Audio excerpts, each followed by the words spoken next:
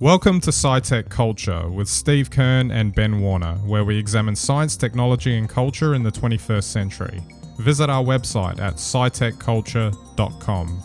Well, it's time for some tech news because we had a couple of big announcements that happened over the last week with Google I/O and all of that, which I actually paid a bit more attention to because of some of the product announcements that were made. But before we get into that, wanted to touch on this press release that Apple dropped that they were going to bring Final Cut Pro and Logic Pro to the iPad. So not just ported Mac OS versions, they've actually adjusted each of the apps to actually be suitable for use on the iPad. So a lot of the marketing material strongly emphasized the use of the Apple Pencil.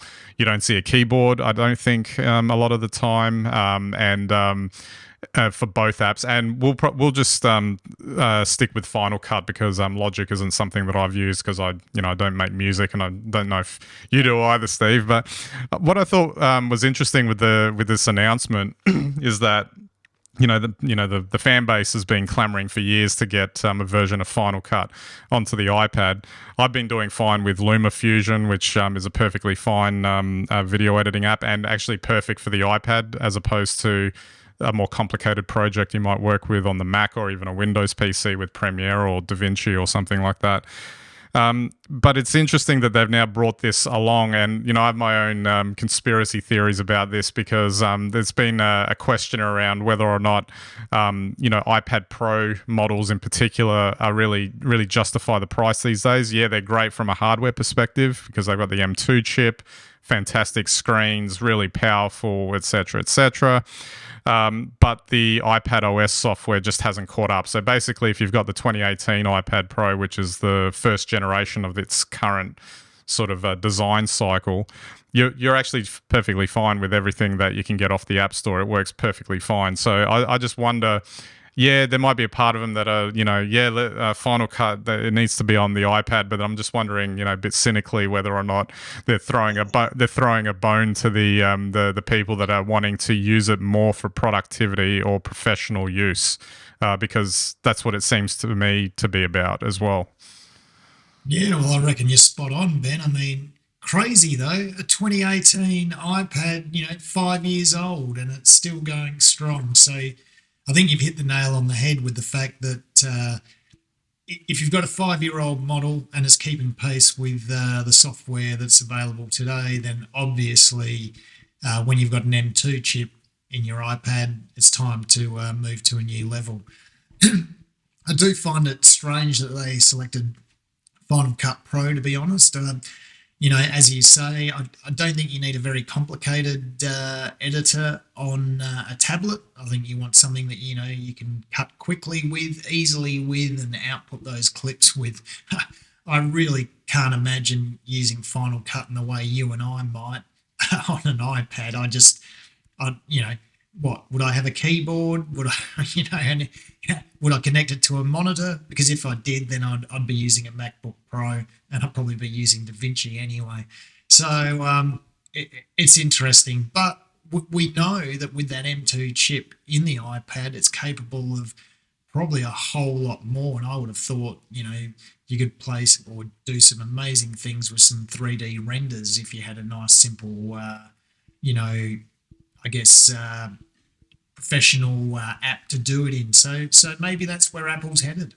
Yeah, and just finally on this before we move on, I think for me in trying to understand like the sweet spot use case, who would be using it in this way. Immediately that comes to mind. This is why it didn't occur to me because I don't do this in any great any great way. But the idea of the social media influencer, and I'm not even talking about you could do YouTube content creation, but I think it's even more focused than that. Social media posts and all that sort of thing. And conversely, I can see a professional use in the sense of like a scratch editor on set. So if you really want to chuck some clips together real quickly, and you need a software app that can actually deal with some of the higher end codecs that are coming in from the higher end cameras. like that could be a potentially interesting use of a Final Cut on the iPad as well. So you wouldn't be using it as like the final piece that's putting your whole project together. But if you're on set and you want to see it quickly cut together, you know, carrying it around an iPad can do a pretty good job of that as well.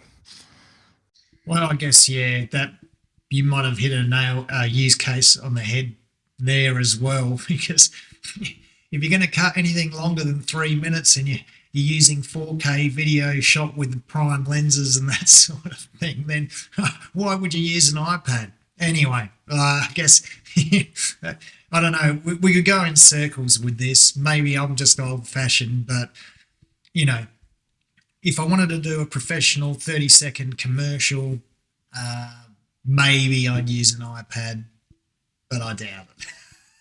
And just lastly, one final thing was, and again, I get the old fashioned thing because I don't quite get it either, but it's the way you're going to pay for it, which is basically a monthly subscription. So I'm not a fan of this because I'm old school and I like to pay for something once and then you just use it. Like for instance, I picked up Final Cut Pro, or the current version, in 2011.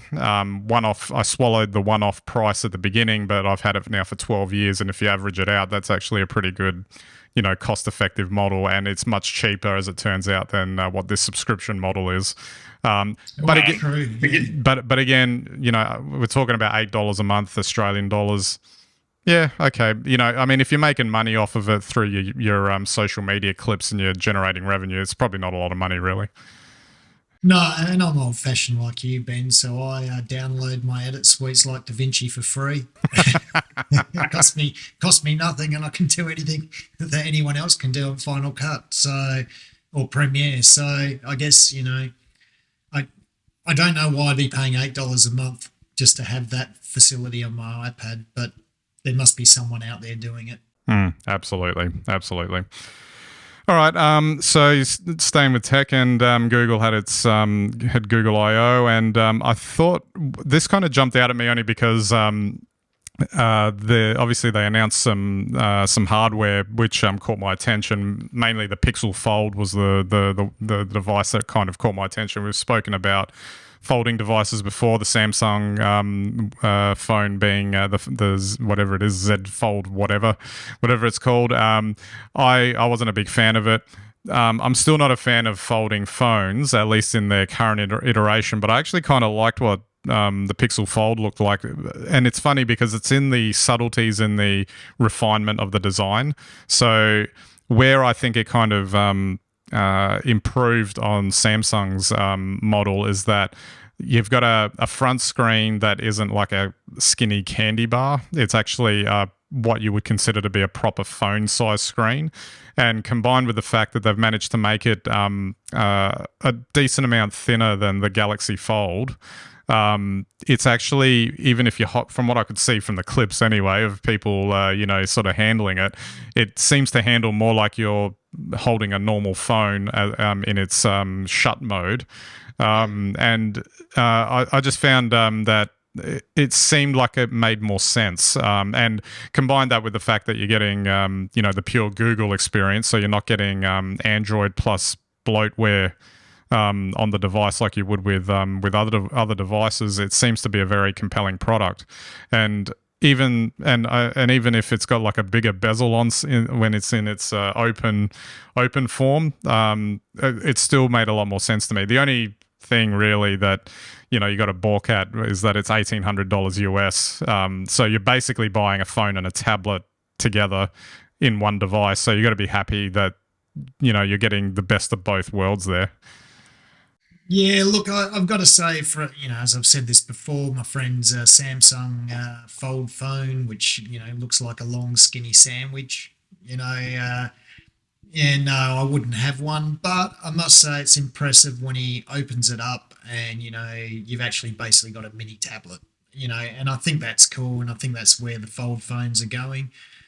And I guess they justify the price tag on them as premium products. If you really want a Fold phone that gives you that larger screen experience, well, then I guess you got to pay for it. So I guess, just like the Samsung, I can see where Google are going with this, and good on them, I guess. But it's not a phone for me. And I still haven't really had very many tech reports on its durability. But I think the fold phones are showing now that they will stick around. They'll last at least a couple of years until you get your next one. And they do offer something for some people. I think they're a bit, heading down that route, maybe to be, say, something like a modern BlackBerry, where if you do a lot of work that's visual and you're on your phone a lot, you probably want that mini tablet size to fold out. And so from that angle, I guess this is a phone for that sort of person. And the other thing is that I've got to say, now that I'm back in the Apple world, what I do miss about the Android world is when you get nice, clean Android experience, it just feels a little bit less sticky than Apple iOS, and it's actually good fun to use. So, I guess I can see why Google are going down this route, and I think they'll get a genuine following through this. Mm.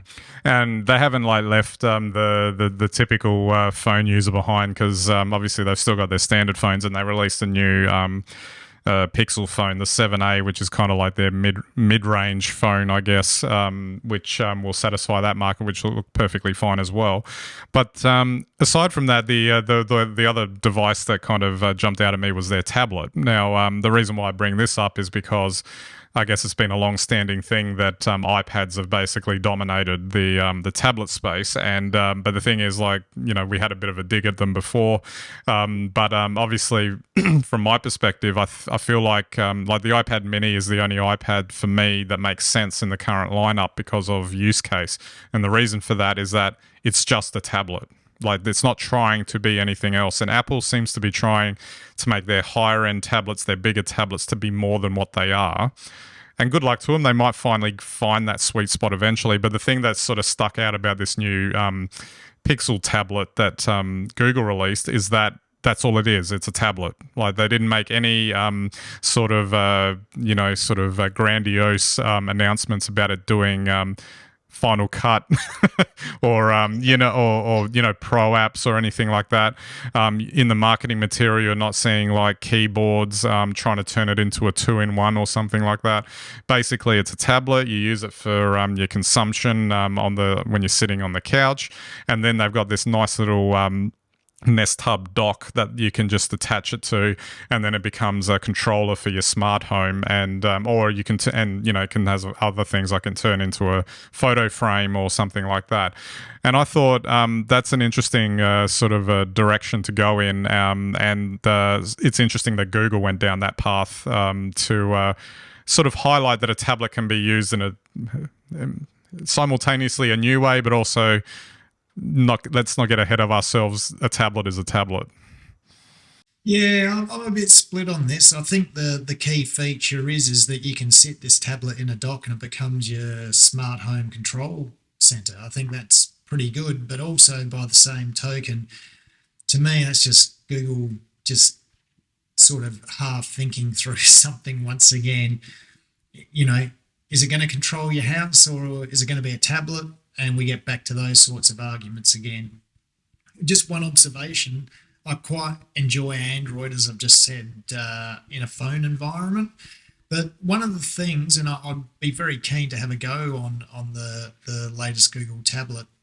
One of the reasons why I didn't like Android tablets was because Android was it was like phone interactions on a tablet.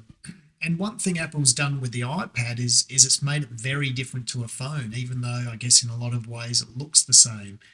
But yeah, for Android, I never thought they quite cracked the look and feel and experience on a tablet that you get from an iPad. So it'll be interesting to see what this is like. But I do think having a key feature where it controls all the smart fixtures in your house, being part of that Nest, and then if you want to pick it up and browse or watch a quick video on how to prepare a ciabatta or something like that, that's modernity right there. Absolutely, absolutely. And I guess the final point is just it's interesting that when you buy this tablet, you're actually getting the dock with it.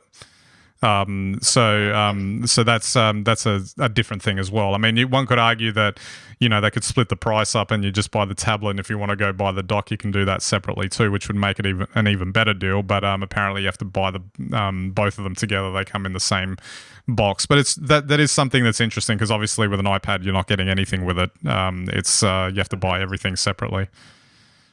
Oh well, that sounds pretty cool. So I'll be interested. I'll definitely go down and try it out. Absolutely. All right, Steve, I might wrap it up there. I'll just watch the news on Final Cut arriving. I think it's arriving next week, I believe. So I'm sure there'll be a bunch of people on YouTube that would have reviewed it. So I'll just go with what they say as far as how good it is. Okay, well, I'm eager myself to see what its functionality is like and the use case they present. Absolutely, absolutely. All right, so don't forget to check out our website, scitechculture.com. You can get all of our links and content there. You can subscribe to our YouTube and Vimeo channels, our RSS feeds, and watch us on any and all of your devices. And we greatly appreciate your visits to our website. All right, so that's it for this episode. We'll catch you next time.